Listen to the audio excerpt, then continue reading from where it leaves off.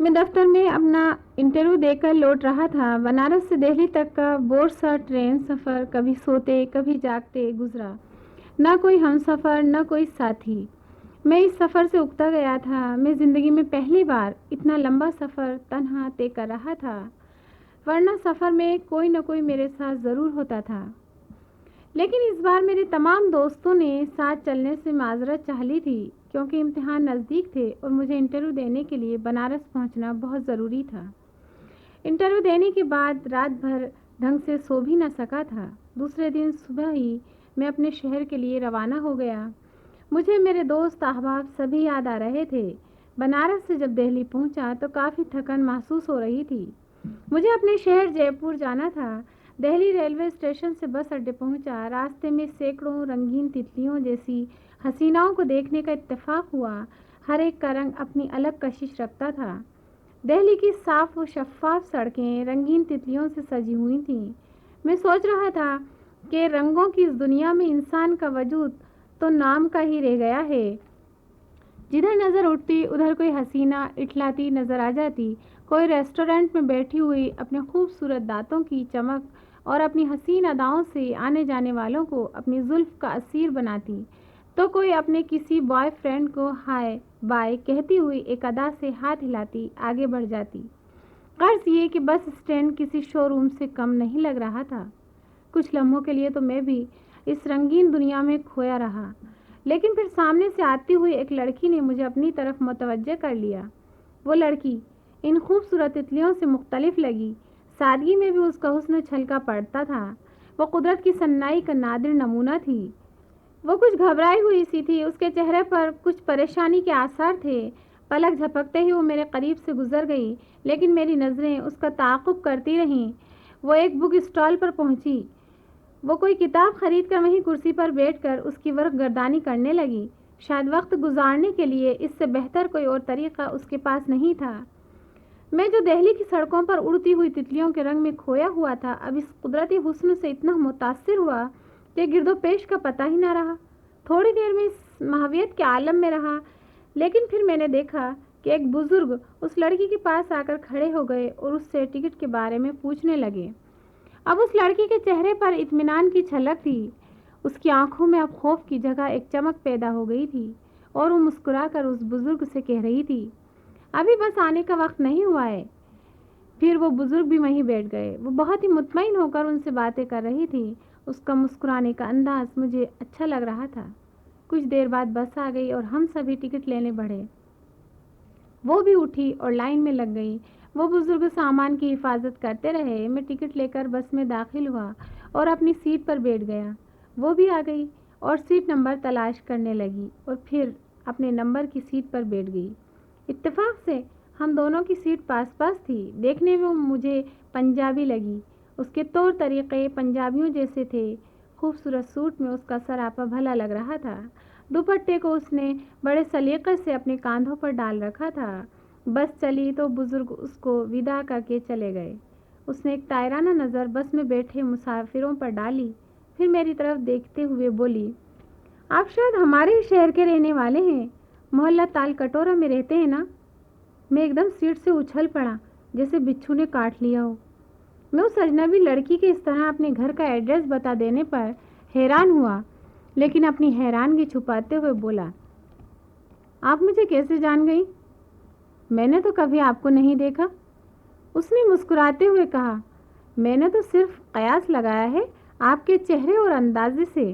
یہی لگا کہ آپ ہمارے ہی شہر میں رہتے ہیں، بس اور کچھ نہیں۔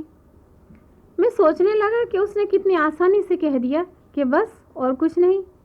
میں نے بات آگے بڑھاتے ہوئے کہا، لیکن آپ کے خد و خال اور لباس سے تو یہی اندازہ ہوتا ہے کہ آپ پنجابی ہیں۔ اس نے مسکرا کر میری جانب دیکھا اور بولی، عجیب اتفاق ہے، جب میں اپنے شہر سے دہلی آ رہی تھی تب بھی کسی محترمہ نے مجھے پنجابی ہی سمجھا تھا، اور آپ بھی۔ ویسے مجھے پنجابی اور راجپوت دونوں ہی پسند ہیں، صاف ستھرے، بناوٹ سے دور، خوبصورت لباس، چال میں کشش، اچھی پرسنالٹی۔ کیا یہ سچ نہیں؟ پھر مسکراتے ہوئے بولی، ہم نے نہ کبھی آپ کو دیکھا ہے اور نہ ہی ہم آپ کو جانتے ہیں۔ ہم نے تو بس قیاس ہی لگایا تھا جو درست نکلا۔ لیکن آپ مجھے پہچاننے میں دھوکہ کھا گئے، اپنے ہی شہر کے واسی کو نہیں پہچان سکے۔ وہ ایک بار پھر کھلکھلا کر ہنس دی، لگا جیسے فضا میں جل ترنگ بج اٹھے ہوں۔ اس کی بڑی بڑی چمکیلی آنکھوں میں گہرا اطمینان تھا۔ میں اس کے صحیح اندازے پر اس کے ذہن کو داد دیے بغیر نہ رہ سکا۔ مجھے اس کی حاضر دماغی کا قائل ہونا ہی پڑا۔ اس کے سامنے مجھے اپنا وجود کمتر نظر آنے لگا۔ میرا تو دل و دماغ ہی بس اسٹاپ پر رنگین تتلیوں کے درمیان اس کا منفرد وجود دیکھ کر کھو گیا تھا۔ پھر اب بھلا میرا دماغ کیسے کام کرتا؟ بس تیز رفتاری سے چل رہی تھی، مسافر چڑھ اتر رہے تھے، لیکن میں تو اس کی باتوں میں کھویا ہوا سفر کی گھڑیاں لمبی ہونے کی دعا کر رہا تھا۔ کاش سفر کی یہ گھڑیاں لمبی ہو سکتی۔ دھیرے دھیرے ہم لوگ آپس میں گھل مل گئے، اجنبیت دور ہو گئی تھی۔ شاید وہ بھی اپنے شہر کے باشندے کو دیکھ کر بے فکر ہو گئی تھی۔ باتوں ہی باتوں میں اس نے اپنا نام اور پتہ بتا دیا۔ اس نے یہ بھی بتایا کہ وہ ایک افسانہ نگار کی حیثیت سے جانی جاتی ہے۔ اس کے منہ سے اس کا نام سن کر مجھے بے انتہا مسرت ہوئی۔ میں کبھی سوچ بھی نہیں سکتا تھا کہ جس افسانہ نگار کو میں دل سے چاہتا ہوں، جس کی قدر کرتا ہوں، وہ یوں اچانک سفر میں مل جائے گی۔ میں اپنی قسمت پر رشک کر رہا تھا۔ میں نے سوچا، واقعی خدا جب دینے پر آتا ہے تو چھپر پھاڑ کر ہی دیتا ہے۔ میرا دل چاہ رہا تھا کہ سفر کی یہ گھڑیاں کبھی ختم نہ ہونے پائیں، لیکن بھلا وقت کبھی رکا ہے؟ ایک عرصہ پہلے میں نے کسی رسالے میں اس لڑکی کی تصویر دیکھی تھی اور اپنا دل ہار بیٹھا تھا۔ آج وہ میرے روبرو تھی تو دل دھڑکنا ہی بھول گیا تھا۔ منزل جو جو قریب آ رہی تھی، مجھے محسوس ہو رہا تھا کہ میرا دل اپنی رفتار کھو بیٹھے گا۔ بس کی بتیاں آف ہو گئیں۔ میں نے اپنا ہاتھ اس کے نرم و نازک ہاتھ پر رکھ دیا، جسے اس نے ایک جھٹکے سے ہٹا دیا، اور دھیرے سے بولی، آپ کو اندھیرے سے ڈر لگتا ہے کیا؟ میں ابھی ڈرائیور سے کہہ کر بتی جلوائے دیتی ہوں۔ میں کیا کرتا؟ دل کسی طرح قابو میں نہیں آ رہا تھا۔ وہ میرے لیے نئی نہیں تھی، میں اسے ایک مدت سے جانتا ہوں، لیکن اسے اپنے سامنے دیکھنے کا اتفاق آج پہلی بار ہی ہوا تھا۔ مگر وہ بے خبر میرے جذبات سے ادھر ادھر کی باتیں کر رہی تھی۔ بس کی بتیاں پھر روشن ہو گئیں۔ میں نے اس کا دھیان اپنی طرف مبذول کرنے کے لیے کہا، منزل بہت قریب ہے مس لبنہ غزل۔ میری زمانی بات سن کر وہ مسکرائی اور شوق انداز میں بولی، منزل قریب ضرور ہے، لیکن راہیں جدا جدا ہیں۔ میرا راستہ کہیں اور جاتا ہے اور آپ کا کہیں اور۔ مجھے وہ بہت ہوشیار اور ذہین لڑکی لگی۔ میرا دل بیتاب تھا، لیکن وہ میرے جذبات و احساسات سے بے نیاز آتے جاتے لوگوں کو دیکھ رہی تھی۔ آخر کئی گھنٹوں کے تھکا دینے والے سفر کے بعد منزل آ ہی گئی۔ اس سے جدا ہوتے ہوئے ایسا محسوس ہو رہا تھا جیسے وہ میرا سب کچھ اپنے ساتھ لیے جا رہی ہو۔ وہ چلی گئی، لیکن اس کی محبت میں اپنے دل میں بسائے رہا۔ اس میں ایسی کوئی مقناطیسی کشش تھی کہ میں اسے نہیں بھلا سکا۔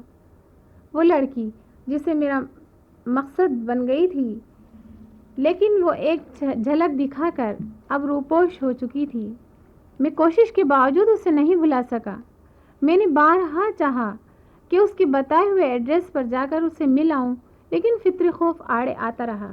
اگر اس کے گھر والوں نے پوچھ لیا کہ کیوں آئے ہو، کیا کام ہے، کس سے ملنا ہے، وغیرہ وغیرہ، تو میں کیا جواب دوں گا؟ یا اس نے مجھے پہچاننے سے انکار کر دیا تو؟ اس طرح کئی خیالات میرے ذہن میں آتے رہے۔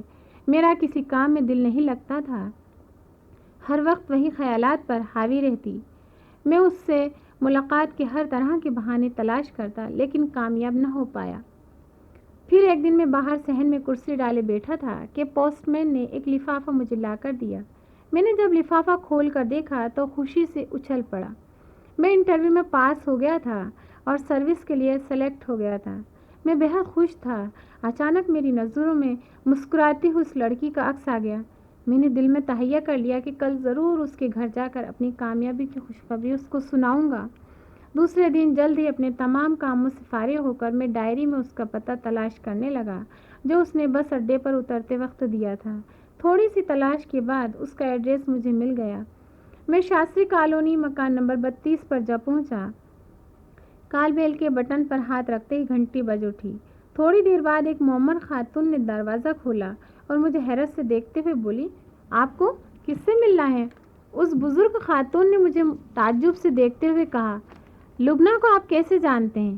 کچھ دیر تو میں خاموش کھڑا سوچتا رہا کہ کیا کہوں، پھر ہمت کر کے انہیں بتا ہی دیا کہ اس سے میری ملاقات کہاں اور کیسے ہوئی تھی۔ اس خاتون نے مجھے ڈرائنگ روم میں بٹھایا اور چلی گئیں۔ کچھ دیر بعد وہ لبنہ کے ساتھ ڈرائنگ روم میں آئیں۔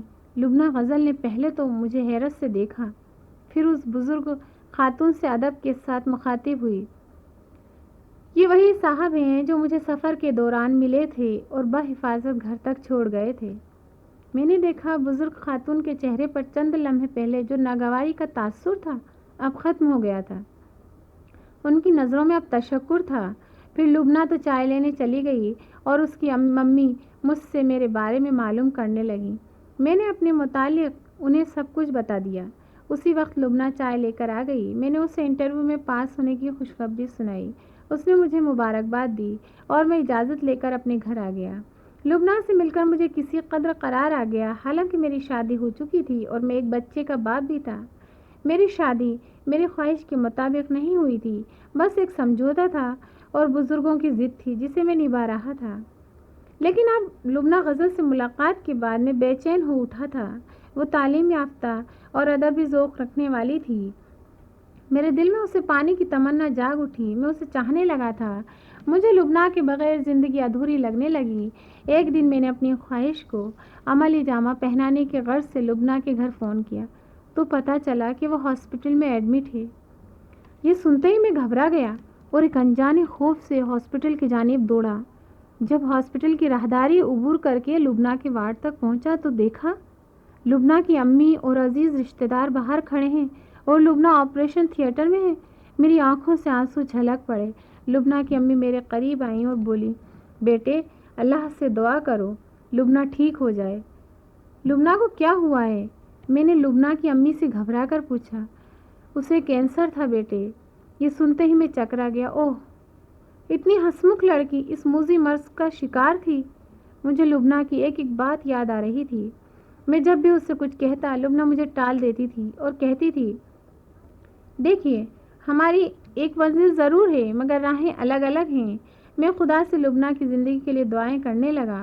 میرا دل ڈوب رہا تھا یہ سوچ کر کہ محبت کا انجام کیا یہی ہے؟ میں نے جس سے پہلی بار محبت کی تھی وہ لبنہ غزل تھی۔ یہ محبت افسانوی انداز میں ہوئی تھی۔ لبنہ کا اچانک ملنا اور اس کے لیے میرے دل میں محبت کا جاگ اٹھنا یہ افسانوی انداز ہی تو تھا۔ میں جانتا تھا کہ محبت یک طرفہ ہے۔ ابھی میں کچھ اور سوچتا کہ آپریشن تھیٹر سے ڈاکٹر باہر آیا۔ اس کی نظریں جھکی ہوئی تھیں۔ کئی قدم ایک ساتھ اس کی جانب بڑھے اور اس کے ساتھ ہی ڈاکٹر کی آواز میرے کانوں میں پڑی، ہمیں افسوس ہے کہ ہم مریضہ کو بچا نہیں سکے۔ میں چیخ اٹھا، نہیں نہیں ڈاکٹر نہیں، ایسا مت کہیے، لبنہ اس طرح نہیں جا سکتی۔ ڈاکٹر نے مجھے تسلی دیتے ہوئے کہا، مسٹر اس سفر پر ہم سبھی کو جانا ہے، حوصلہ رکھیے۔ لبنہ غزل اپنے سفر کو روانہ ہو گئی تھی۔ مجھے محسوس ہوا جیسے لبنہ مسکراتی ہوئی مجھ سے کہہ رہی ہو، منزل ایک صحیح مگر راہیں جدا ہیں، اور میں واپس اپنی پرانی راہ گزر پر لوٹ آیا جو میری زندگی کا حقیقی مقصد تھا، جسے میں کچھ عرصے کے لیے بھول گیا تھا۔